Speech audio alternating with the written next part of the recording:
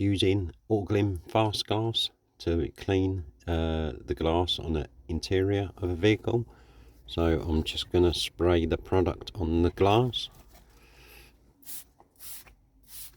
not going too crazy. Then with a clean microfiber folded into 4, I'm just going to gently work the product in using circular motions.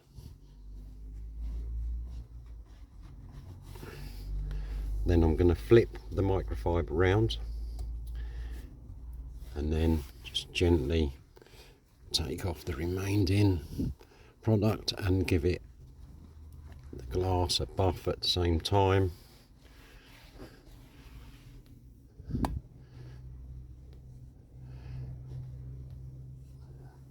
There we go. It's one way to get quite clean glass, is to use one side and then use the other side of the microfiber, and it brings up the glass pretty good. If you like this video, please do give it a thumbs up. Please do consider subscribing to the channel. Take a look around at the other uploads, and I'll see you in the next one. Ta-da for now.